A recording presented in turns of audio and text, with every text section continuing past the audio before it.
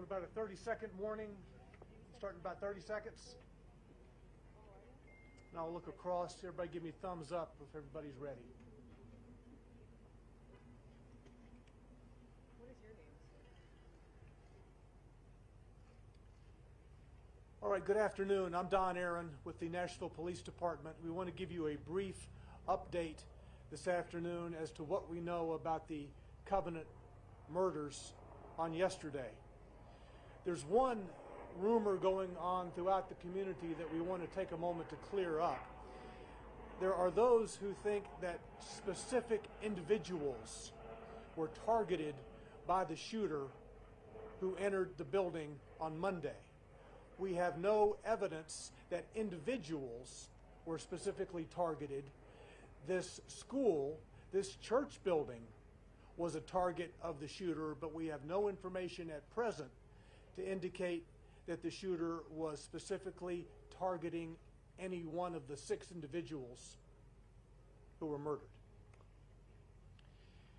Chief John Drake will now update you on the progress of the investigation overnight and this morning, including what we know about the individual's purchases of firearms over the past couple of years. Again, this will be a brief briefing today. Chief John Drake. Good afternoon, everyone. Thank you again for being here. Just a brief update of what we know right now. We've interviewed the parents of Audrey Hale, and we've determined that Audrey bought 7 firearms from 5 different local gun stores here legally. They were legally purchased. 3 of those weapons were used yesterday during this horrific tragedy that happened. We know that they felt that she had 1 weapon and that she sold it. She was under care, doctor's care, for an emotional disorder. Law enforcement knew nothing about the treatment she was receiving, but her parents felt that she should not own weapons. They were under the impression that when she sold the 1 weapon that she did not own anymore. As it turned out, she had been hiding several weapons within the house. We also don't have a motive at this time. We feel that the students that were targeted were randomly targeted. There was not any particular student that she was looking for at the time of the incident. And that's what we know as I speak, and we'll take any questions that you have. What was in the manifesto? What was in the manifesto? So in the manifesto, there's several different writings about other locations. There were locations, there was talks about the school. There was a map of the school, a drawing of how potentially she would enter and the assaults that would take place. It's quite a bit of writing to it. I have not read the entire manifesto. Our team and the FBI has been working on this. Chief, can you clarify where exactly the victims were located? You mentioned the common area. Were they all together, the students and the adults at the same time? Where were they in the building? So they were spread out in different locations. When I went into the actual church, the kids had already been transported to the hospital. Also, the 2 of the adults, I did see the head school person, and she was in the hallway by the office. That's the only one. They were spread out. Wasn't in one common area, but they were spread out. Chief, should the suspect have other plans in terms of targeting other buildings, other places? There was some writings in the manifesto about other locations, but as far as it being an actual target, I can't confirm that at this time. Chief, can we talk about your body cam footage? Do you feel like your One at a officers time, did please. everything One at a right? time, Sorry. please. Amber Walker with CNN. Just about the 6 victims who were killed. Where exactly were they?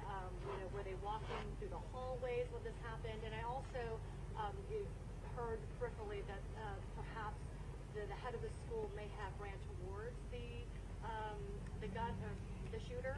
It's very possible the head of the school could have done that. I can't confirm that one way or the other. I do know she was in the hallway by herself. There was a confrontation I'm sure you can tell the way she was laying in the hallway. There was the custodian, the African American, as she shot through the door to enter. She sprayed rounds through the glass, striking him. You could see where he came to rest. As far as the others, they were just spread out in different locations. You mentioned ammunition.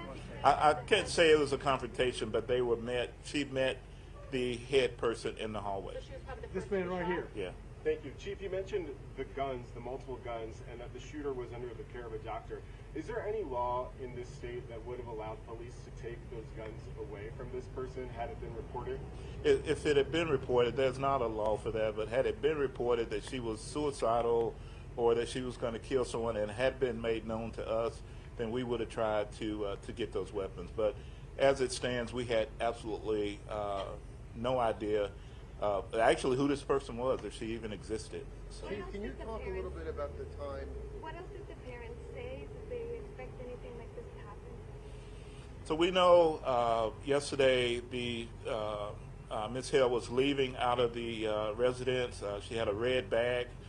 They asked her what was in the red bag, and I think she just dismissed it because it was a motherly thing, and didn't look in the bag because at the time she didn't know that her daughter had any weapons and didn't think any differently. Again, they lost a child, so it's very traumatic for them. So Chief, watching the body cam. I think you were first. Yeah. So. Could you talk about the police response? I know they engaged the shooter pretty quickly once they got to the school, but can you talk about the events that led up from when they got the call, what time did they arrive at the school, and could you talk about that time? Because it appears about maybe like 14 minutes or so. Yeah, so they got the call at 10:13, and by 10:24 they had engaged the suspect. As they arrived on the property, there were police cars being hit by gunfire. The suspect was in an upper level. We believe there's been some training of being able to shoot from a higher level. And her gunfire, from the video I've seen, she stood away from the glass so she wouldn't be an easy target to be shot. But as officers were approaching the building, there was gunfire going on. They went in, they went through door by door as we clear buildings. They heard gunfire and immediately ran to that and then took care of this horrible situation. And how long did it take officers to actually get to the school initially from when the first call came in? From the time it went out from 10:13 to 10:24, it was over. The exact time, arrival time, I'm not sure. I know that myself, I ran emergency, and as I got there, they were coming out bloody and all kind of things were happening. So I barely missed being able or being there to go in as well. So it was really quick, the response, and I think you were next. So. Yeah, Chief, I was just going to ask you about the two officers whose body cam we've seen this morning. Had they ever been placed in a situation like that before? To my knowledge, I do not remember if those two in particular have been in that situation.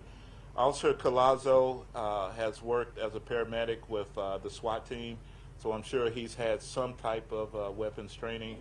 I was really impressed that with all that was going on, the danger that somebody took control and said, let's go, let's go, let's go, and went in and took care and just tried to end this situation. But as far as being in this before, I'm unsure. You, sir? Sir, a friend of the family's reported, a friend of the Hale family reportedly said that Audrey was autistic. Can you speak to that if you know if that's in fact true? I can't confirm that. I've heard that, but I can't confirm if that's true or not. Let's do one more question. One more question, and we're going to stop. One more. Just on the officers, how are they faring today, 24 hours on? Any indication of the significance of yesterday, why the shooter may have done this yesterday? And also, do you have anything that could indicate whether the school was targeted for religious reasons? I can't confirm either. I'm not sure if that we're approaching a holy period at Easter and all of that. I can't confirm any of that. Do not know. And so why she targeted that particular church, we do know she was a student at that church at one point, but unsure right now if that was the reason why. And I think I'll take one more. Just on your two officers there, how are they feeling today? So I talked to them earlier, and they're trying to decompress, trying to make sense of all of this. I talked to President Biden. He's going to reach out and talk to them as well. They're just trying to do whatever they can with their families and just kind of remove themselves from all of this. So. Thank you all very much. Thank you. Thank you. Chief Drake, would you say the 14-minute response time from getting the call to arriving to the school, is that acceptable? Is that something you want to look back at and see if that was, that there could have been a quicker response time? So I'll answer that. We evaluate each and every situation, and so one of my principles is we're always looking to be innovative and evolving to get better. And so we look at every single incident we have, and if there's a way to get better, we feel a response right now. From what I've seen, I don't have a particular problem with it, but we always want to get better. We always want to get there in 2 or 3 minutes. And so there's a lot of things that could have happened. Traffic was locked down, et cetera. But we're always looking to get better. What do you tell Thank scared you. kids, Chief?